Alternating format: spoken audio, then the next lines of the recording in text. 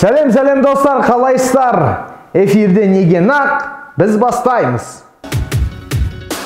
Қазақ мемлекеті болды ма, болмады ма деген әбден жауыр болған сөзді қайтадан сөз еткелі отырмыз.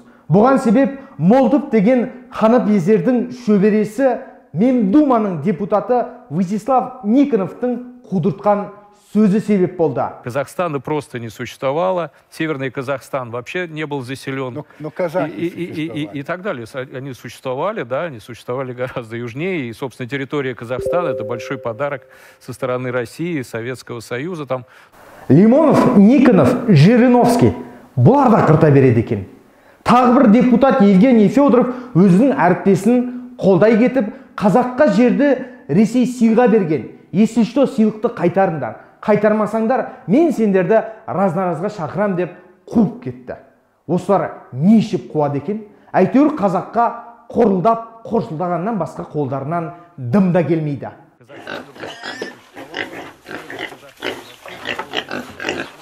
Батьканың көбісі анау-мынау дейді. Бірақ батька жігіт екенін. Кейде ойлап қоям, батька осы түбі бір қазақ-ау деймін. Сенбейсіз ба? Мынаны тыңдап көріңіз. Давайте тогда вернемся во времена хана Батыя, там, во времена монголо-татарского ига.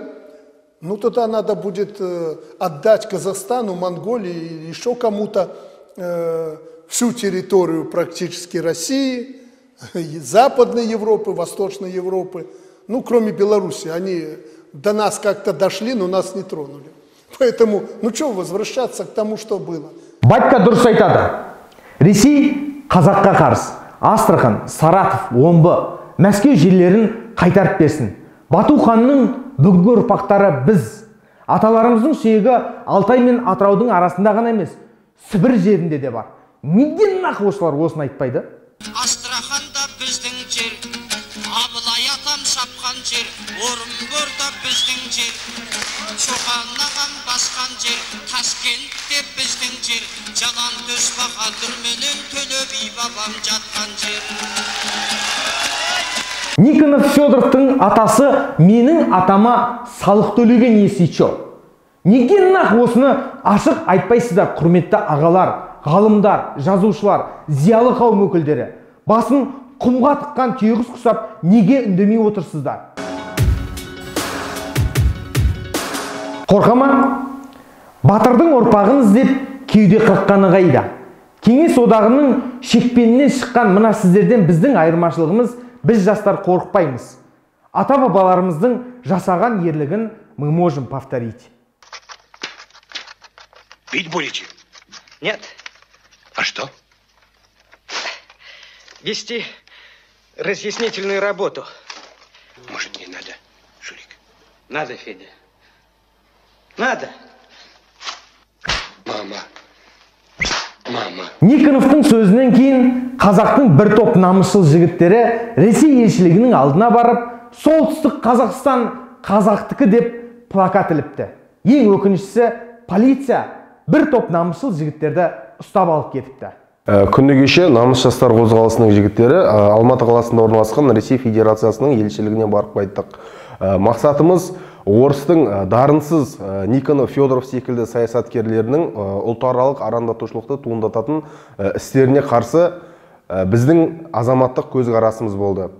Ел ағаларына биліктегілер дейді ғой, мысалы биліктегілер бір ғана нота жолдап, қағаз жүзінде ғана өз іс-әрекеттерін ғана асырып отыр. Неге осындайда біздің намысты жастар үндемей қалуы керек? Сөзбен емес, іспен дәлелдейтін кез келді. Қазақтар, намысты жастар оянатын кез келді.